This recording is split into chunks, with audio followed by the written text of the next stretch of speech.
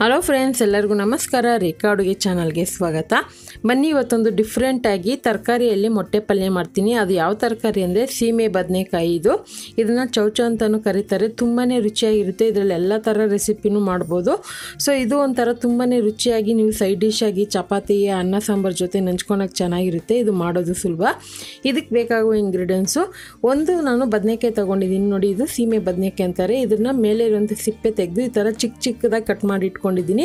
ಸುಮಾರು ಒಂದು ತಗೊಂಡಿದ್ದೀನಿ ನಾನು. ಒಂದು 4 ಮೊಟ್ಟೆ ಬೇಕಾಗುತ್ತೆ. ಮತ್ತು ಈರುಳ್ಳಿ ಒಂದು 3 ಈರುಳ್ಳಿನ ಕಟ್ ಮಾಡಿ ಇಟ್ಕೊಂಡಿದ್ದೀನಿ, ಮೀಡಿಯಮ್ ಸೈಜ್ ಈರುಳ್ಳಿ.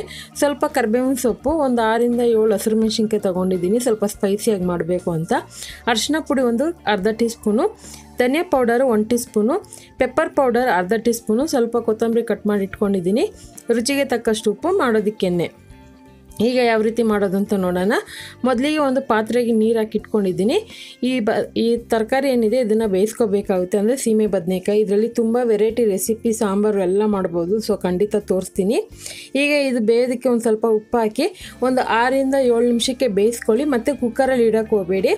ಸೊ ಕುಕ್ಕರಲ್ಲಿ ಇಟ್ಟರೆ ಅದು ಗಂಜಿ ಥರ ಆಗ್ಬಿಡುತ್ತೆ, ಅಂದರೆ ಹಲ್ವಾ ಥರ ಆಗ್ಬಿಡುತ್ತೆ, ನಿಮಗೆ ಬಾಯಿಗೆ ಸಿಗೋದಿಲ್ಲ. ಅದಕ್ಕೋಸ್ಕರನೇ ಪಾತ್ರೆದಲ್ಲಿ ಒಂದು 6ರಿಂದ 7 ನಿಮಿಷ ಬೇಯಿಸ್ಕೊಳ್ಳಿ. ತುಂಬ ಹೊತ್ತು ಟೈಮ್ ಹಿಡಿಯೋದಿಲ್ಲ.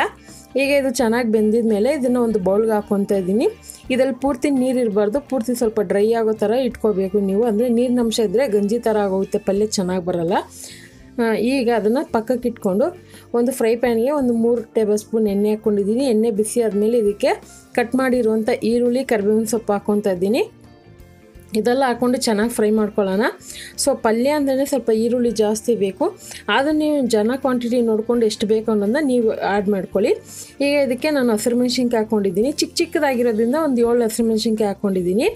ಎಲ್ಲ ಫ್ರೈ ಮಾಡೋವಾಗನೇ ಇದ್ರ ಜೊತೆಗೆ ಮೊಟ್ಟೆನೂ ಹಾಕ್ಕೊಳ್ಳೋಣ. ನಿಮ್ಗೆ ಇನ್ನೊಂದು ಆಪ್ಷನ್ ಕೊಡ್ತೀನಿ, ಅಂದರೆ ಟಿಪ್ಸ್ ಕೊಡ್ತೀನಿ. ನೀವು ಮಸಾಲ ಪೌಡರ್ಗಳಿದೆಯಲ್ಲ, ಗರಂ ಮಸಾಲ, ಖಾರದ ಪುಡಿ ಆ ಥರ ಎಲ್ಲ ಯೂಸ್ ಮಾಡೋದಾದರೆ ಈರುಳ್ಳಿ ಫ್ರೈ ಮಾಡೋವಾಗನೇ ಹಾಕ್ಕೊಂಡು ಫ್ರೈ ಮಾಡಿ ಆನಂತರ ಮೊಟ್ಟೆ ಕೂಡ ಹಾಕೊಬೋದು. ಆದರೆ ನಾನು ಕೊನೆಯಲ್ಲಿ ಹಾಕ್ಕೊತೀನಿ. ಮೊಟ್ಟೆ ಹಾಕಿದ ಮೇಲೆ ನೆನಪಿಲ್ಲಿ ಯಾವುದೇ ಕಾರಣಕ್ಕೂ ಹೈ ಫ್ಲೇಮಲ್ಲಿ ಇಡೋಕ್ಕೆ ಹೋಗಬೇಡಿ. ಮೀಡಿಯಮ್ ಲೋ ಫ್ಲೇಮಲ್ಲಿ ಇಟ್ಕೊಂಡು ನಿಧಾನಕ್ಕೆ ಮಿಕ್ಸ್ ಮಾಡ್ಕೊಳ್ಳಿ. ನೀವು ಎಷ್ಟು ನಿಧಾನಕ್ಕೆ ಮಿಕ್ಸ್ ಮಾಡ್ಕೊತೀರೋ ಅಷ್ಟು ಮೊಟ್ಟೆ ಪಲ್ಯ ಅನ್ನೋದು ಉದುರುದ್ರಾಗಿ ಚೆನ್ನಾಗಿ ಬರುತ್ತೆ. ನೀವು ಫಾಸ್ಟ್ ಬೇಗನೆ ಆಗಬೇಕಂತ ಹೈ ಫ್ಲೇಮಲ್ಲಿ ಇಟ್ಕೊಂಡು ಮಿಕ್ಸ್ ಮಾಡ್ತಾ ಹೋದರೆ ಅದರಲ್ಲಿ ಹಸಿ ಸ್ಮೆಲ್ ಅನ್ನೋದು ಹಾಗೆ ಇದ್ಬಿಡುತ್ತೆ. ಮೊಟ್ಟೆ ಪಲ್ಯ ತಿನ್ನೋದಕ್ಕೂ ಚೆನ್ನಾಗಿರಲ್ಲ.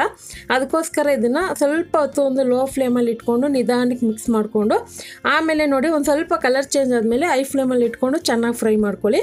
ನಾನು ಅದೇ ರೀತಿ ಮಾಡಿದ್ದೆ. ಈಗ ಅರಿಶಿನ ಪುಡಿ, ಧನಿಯಾ ಪೌಡರ್ ಹಾಕ್ಕೊತಾ ಇದ್ದೀನಿ. ಧನಿಯಾ ಪೌಡರ್ ಅನ್ನೋದು ಆಪ್ಷನಲ್ಲು, ಹಾಕೋದು ತುಂಬಾ ಫ್ಲೇವರ್ಫುಲ್ ಆಗಿರುತ್ತೆ. ಹಾಗೆ ಪೆಪ್ಪರ್ ಪುಡಿ ಹಾಕೋದ್ರಿಂದ ಮೊಟ್ಟೆನಲ್ಲಿರುವಂಥ ಹಸಿ ಸ್ಮೆಲ್ ಬರೋದಿಲ್ಲ. ಇವಾಗ ಬೇಯಿಸಿರೋಂಥ ತರಕಾರಿ ಹಾಕ್ಕೊಂಡಿದ್ದನ್ನು ಹೈ ಫ್ಲೇಮಲ್ಲೇ ಒಂದು 2 ನಿಮಿಷ ಫ್ರೈ ಮಾಡ್ಕೊಳ್ಳೋಣ. ನಿಮ್ಗೆ ಇನ್ನೊಂದು ಟಿಪ್ಸ್ ಅಂದರೆ, ಈರುಳ್ಳಿ ಫ್ರೈ ಮಾಡಿದ ಮೇಲೆ ತರಕಾರಿನ ಫ್ರೈ ಮಾಡಿ ಆನಂತರ ಕೂಡ ನೀವು ಮೊಟ್ಟೆ ಆ್ಯಡ್ ಮಾಡ್ಕೊಬೋದು.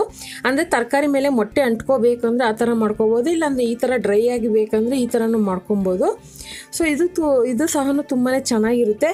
ಅದೇ ಇದನ್ನು ನೀವು ಚಪಾತಿ ಜೊತೆಗೆ ಮತ್ತು ಅನ್ನ ಸಾಂಬಾರು ಜೊತೆಗೆ, ರಸ ಜೊತೆಗೆ, ಮತ್ತು ಸಾಂಬಾರು ಮಾಡದೇ ಇರೋವಾಗ ಬೇರೆ ಮೊಸರನ್ನ ತಿನ್ನೋವಾಗ ಏನಾದರೂ ಈ ಥರ ಖಾರವಾಗಿ ಬೇಕಂದರೆ ಖಂಡಿತ ಈ ಥರನೂ ನೀವು ಮೊಟ್ಟೆ ಪಲ್ಯ ಮಾಡಿ ನೋಡಿ, ತುಂಬಾ ಚೆನ್ನಾಗಿರುತ್ತೆ. ಖಂಡಿತ ಇವತ್ತು ತೋರಿಸಿರುವಂಥ ಸೀಮೆ ಬದನೆಕಾಯಲ್ಲಿ ಮಾಡಿರುವಂಥ ಮೊಟ್ಟೆ ಪಲ್ಯ ರೆಸಿಪಿ ಇಷ್ಟ ಆದರೆ ನೀವು ಮನೇಲಿ ಇದೇ ರೀತಿ ಟ್ರೈ ಮಾಡಿ. ಯಾವ ರೀತಿ ಅಂತ ಕಮೆಂಟ್ ಮಾಡಿ, ಲೈಕ್ ಮಾಡಿ, ಶೇರ್ ಮಾಡಿ. ರೇಖಾ ಅಡುಗೆ ಚಾನಲ್ನ ಸಬ್ಸ್ಕ್ರೈಬ್ ಮಾಡಿ. Thank you for watching. Bye.